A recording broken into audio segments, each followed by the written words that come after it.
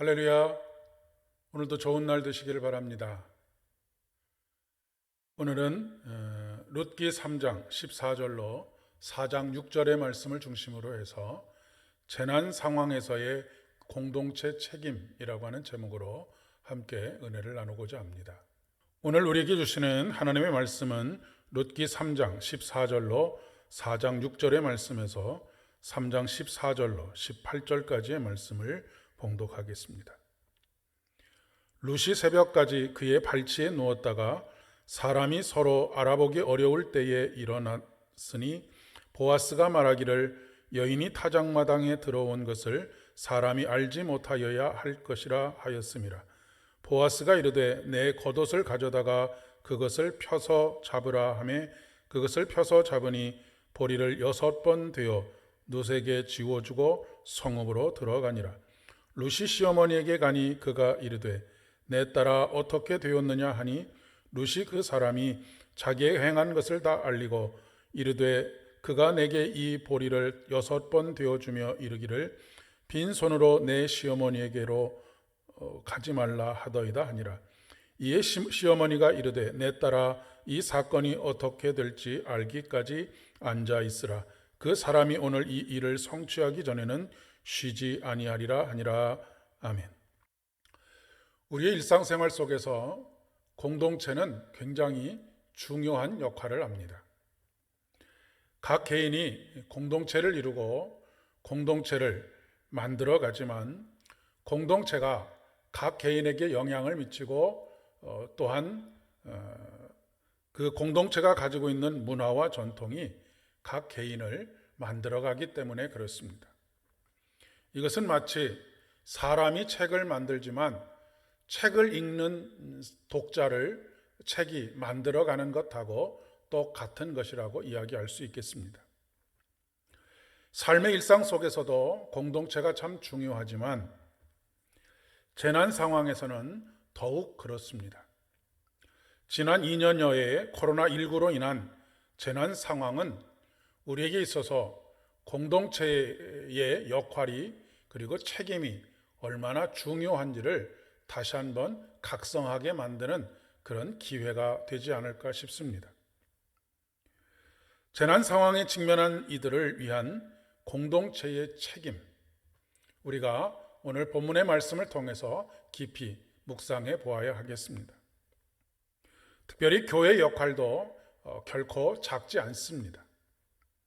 사회 속에서의 교회의 책임도 막중하지만 우리가 신앙 공동체 안에서 재난 상황을 맞이한 성도들을 어떻게 북돋우며 배려하고 또한 다시 소망을 가지고 일어날 수 있도록 해야 하는지에 대해서 오늘 말씀은 우리에게 중요한 교훈을 가르쳐주고 있습니다. 룻과 룻의 시어머니인 나오미는 이제 더 이상 내려갈 수 있는 곳이 없을 정도로 아주 밑바닥까지 내려오게 되었습니다. 두 사람 모두 다 남편을 잃었습니다. 그리고 또한 대를 이어줄 자식도 하나도 없었습니다. 때문에 다시 고향으로 돌아왔지만 그들에게 있어서 희망은 없었던 것이지요. 오죽하면 나오미는 나의 기쁨이라고 하는 의미를 가진 자신의 이름인 나오미라고 부르지 말고 고통 그리고 쓰다라고 하는 의미를 가지고 있는 마라라고 그렇게 불러달라고 할 정도입니다. 나오미는 이런 상황 속에서 지혜를 발휘합니다. 자신에게서 자식을 낳을 수 있는 희망이 없다는 것을 안 나오미는 룻에게서 대를 이어줄 자식을 낳기를 원했습니다. 그 묘책으로 생각하고 대상으로 삼은 사람이 바로 친절하고 배려심이 많은 보아스라고 하는 사람이었습니다. 보아스는 나오미의 남편인 엘리멜렉의 유력한 친족 중에 한 사람이었습니다. 이삭을 줍던 룻은 시어머니가 가르쳐준 대로 곡식 수확이 끝난 후 보리 타작 하는 밤에 그 타작을 마치고 그 볕단 사이에서 잠을 청하는 보아스의 발치 이불을 들고 그의 품 안으로 들어갑니다. 하지만 보아스는 이 모든 일들을 절차에 맞게 공명정대하게 처리하기 위해서 룻을 사람들의 눈에 띄지 않게 새벽에 돌려보냅니다. 돌려보내면서 그에게 먹을 양식을 잊지 않고 싸서 보내는 것을 또한 보게 됩니다. 여기서 우리가 공동체의 책임을 감당하는 데 있어서 두 가지 유의해야 할 것이 있다라고 하는 것을 배우게 됩니다. 첫째는 배려입니다. 그 밤에 자신의 이불을 들고 자신의 품 안으로 들어온 룻을 자신의 욕망에 따라 행동하지 않고 모든 것을 절차에 따라 공명정대하게 처리하는 보아스의 모습입니다. 그는 룻이 수치심을 느끼지 않을 수 있도록 철저하게 배려하고 있는 것을 보게 됩니다. 다른 사람에게 좋지 않은 소문이 나지 않도록 이른 새벽에 그녀가 이곳에 들어왔다라고 하는 것을 알지 못하도록 해서 돌려보내고 있는 것이죠. 우리가 아무리 좋은 일을 남에게 해도 그 상대방의 입장에서의 배려를 하지 않으면 좋은 관계를 유지하기가 참 어렵습니다. 오히려 돕지 않는 것이 나았을 수도 있다라고 하는 상황들이 전개되기도 합니다. 어려운 이웃을 돕는 것보다 더 중요하고 더 좋은 일은 철저하게 상대방의 입장에 서는 것입니다. 두 번째는 희생입니다. 십자가는 예수 그리스도의 생애는 십자가가 없으면 영광이 없다라고 하는 것을 우리에게 가르쳐주고 있습니다.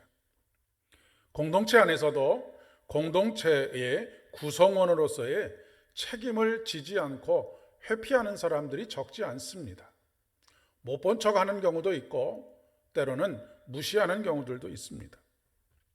공동체의 책임이나 의무 이전에 자신에게 이익이 되느냐 그렇지 못하느냐를 먼저 계산하기 때문입니다. 나오미의 친척 가운데 보아스보다 더 가까운 친족이 바로 그런 모습을 보여주고 있습니다. 반면 보아스는 공동체의 어른으로서의 책임과 의무를 온전하게 감당하고 있는 것을 보게 됩니다. 그로 인해서 보아스는 전혀 기대하지도 않았던 다윗의 조상으로서의 이름을 남기게 됩니다. 공동체의 책임과 의무를 다함으로 공동체를 만들어가는 건강한 공동체를 만들어가는 데 있어서는 이 두 가지가 반드시 필요합니다. 절차에 따른 공정성을 잃지 않는 것, 사적인 감정에 휘둘리지 않는 것을 말하는 것입니다. 그리고 상대방의 입장에 서서의 배려이지요.